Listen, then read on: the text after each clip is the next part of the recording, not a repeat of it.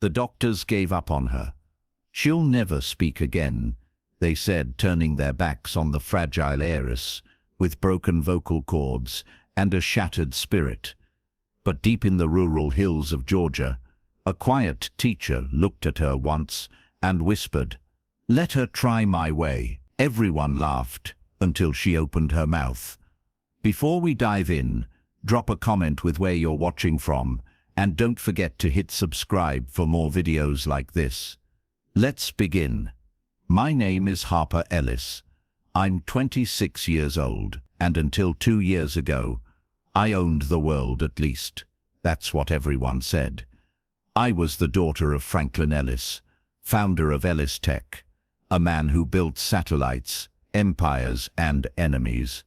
We lived in a glass house on top of a cliff in Malibu. You could see the whole Pacific from our dining table. But one accident, one explosion of shattered glass, one screaming moment on that icy New York road, and I couldn't speak a word again.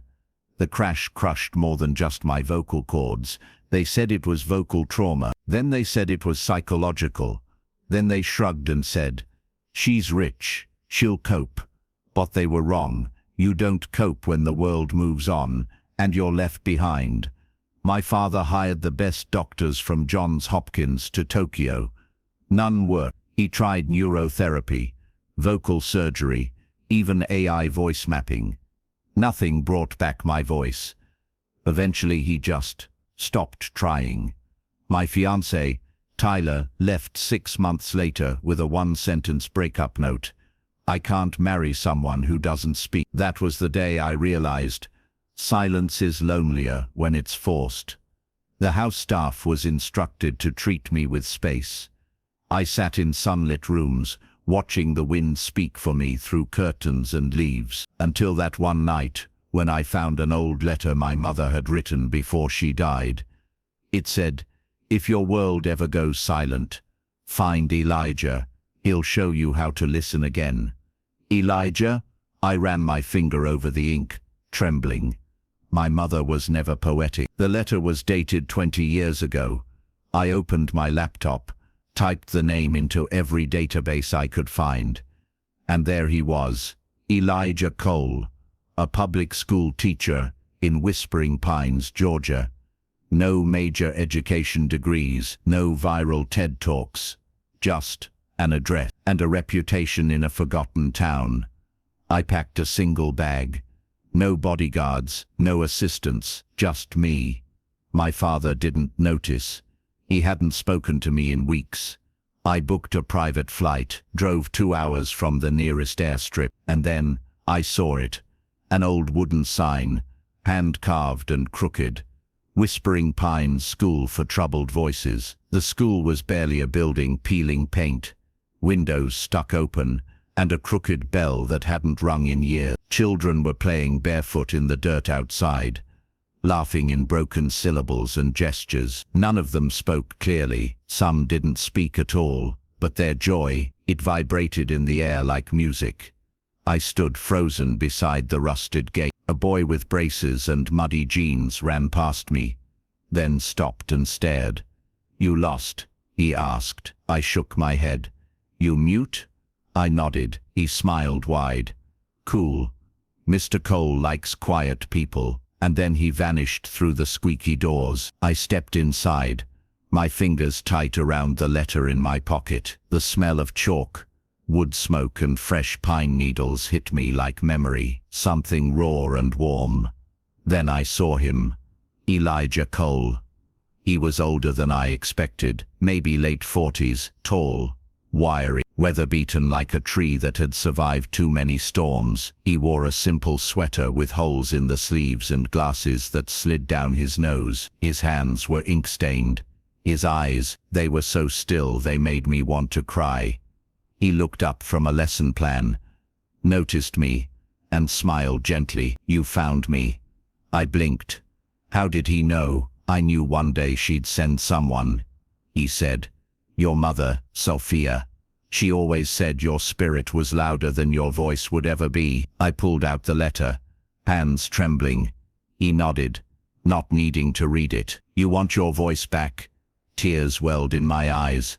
He didn't move, didn't flinch. He just said, "Then you have to do exactly as I say, even when it doesn't make sense." I nodded. "First rule. We don't try to speak." I stared at him. He smiled. "Not until you learn how to listen. To others, to yourself, to the wind. That's the part doctors always skip." I followed him to a small side room. Inside were shelves stacked with broken instruments, guitars missing strings, dusty recorders, cracked drums. There were feathers, stones, herbs, and notebooks filled with jagged child handwriting. Elijah picked up a wooden flute. "This doesn't work," he said, "but every kid who came through here made it sing, not with breath, with patience." He handed it to me. I pressed it to my lips. No sound. He waited, not judging, not instructing, just being there. I tried again. Silence. But for the first time in years, I didn't feel like silence meant failure. It felt like waiting, like something important was about to happen. That night he made me sleep in a tiny wooden cabin behind the school. No phone, no mirror, just a fireplace and a diary with one sentence written on the first page. "Speak with your soul before your mouth." The next morning, I was woken by birds, actual birds, loud, wild, unapologetic, and one child, whispering to a sunflower. Elijah was already waiting, holding 2 cups of mint tea. He handed me one, then sat in the grass. We didn't speak. He just looked at the sky and smiled. "You're already healing," he said. "How?" He pointed to the tea. "You didn't need sugar this time." And somehow, I understood. Days blurred into each other. There were no therapists, no drills, no tech, just sunrise walks through dew-covered fields, afternoons helping children build songs out of nothing but pebbles and wind chimes, and nights where Elijah would sit by the fire and read poetry aloud, softly, with meaning in every word. I wasn't just hearing sound. I was feeling it again. The children never treated me like I was broken. They giggled when I tripped over roots, tugged on my sleeve when they wanted me to see a bug, or a cloud shaped like a guitar. There was one girl, Luna, maybe 9, who hadn't spoken a word since her mother died in front of her 2 years ago. We bonded fast, without words. We made up hand signals, drew messages in chalk, and built a language of looks. Elijah saw us one afternoon by the garden, and said something I'll never forget. "Sometimes, the soul speaks loudest in the quietest friendships." That night, after the children went to sleep, Elijah handed me a clay bowl and said, "It's time." I tilted my head, confused. He led me behind the cabin, deep into the forest, until we reached a stream under moonlight. "Fill the bowl," he said. I did. "Now carry it back, without spilling." I froze. It was at least a 10-minute walk, uneven path, tree roots everywhere. The bowl had no lid. "I can't," I wrote on the notepad I carried. He looked at me calmly. "Try." So I did. I stepped carefully, slowly. Every time water sloshed I stopped, took a breath. At one point I slipped, scraped my hand, but didn't let go of the bowl. By the time I returned I was shaking. Only a few drops remained. He took the bowl, nodded with a small smile and said, "You carried your pain the same way, shaky, but never quitting." Then he reached into his coat pocket and handed me a mirror. I hadn't looked at my reflection since the accident, and when I did, I gasped. My eyes weren't sunken anymore, my lips weren't trembling. My scars had softened. I was still me, but I looked awake, alive. And then he said something that shattered me. "You were never voiceless, Harper. You were just unheard." I cried, and for the first time in 2 years, my breath hitched, not from fear, but from something rising inside me that I couldn't hold back. That night, while I lay awake staring at the ceiling, I mouthed the word, "Mum," and though no sound came out, my chest felt it. Something inside had started to move. The next day, everything changed. The next morning, clouds rolled in over whispering pines. A storm was coming, but I didn't feel afraid. I felt like something was calling. Luna rushed to me breathless, holding a cracked notebook. She pointed at a sentence she'd written in messy crayon letters. "Can we sing today?" I looked at her. She looked back, eyes wide, hopeful. I nodded slowly. She pulled me into the classroom, where Elijah sat tuning an old guitar. He looked up and said, "Ready?" I froze. He wasn't asking about the guitar. I nodded again. The children gathered in a half circle, each with an instrument made from scraps, tin cans, rubber bands, broken flutes. Luna handed me a feather she'd painted blue. My heart beat louder than any drum. Elijah said gently, "Don't try to sing, just hum. Let it hurt. Let it be ugly, but let it be yours." I closed my eyes, and I let out the softest hum. It cracked halfway through, wavered, died, but it was mine. Then Luna hummed with me.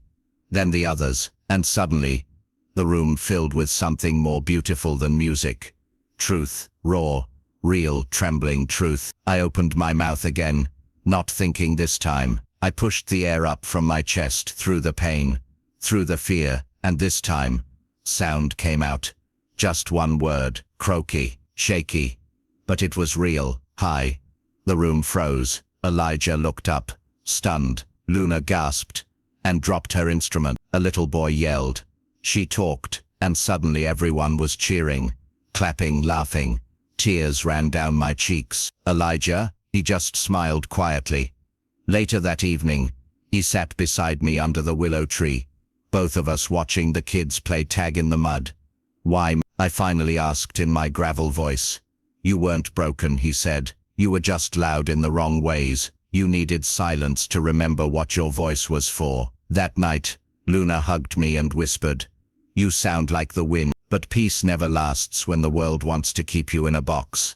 That same week, my father showed up, in a black SUV, with 2 lawyers, and Tyler, my ex-fiancé, trailing behind with his smirk. They stepped out like royalty invading a farm. "Harper," my father barked.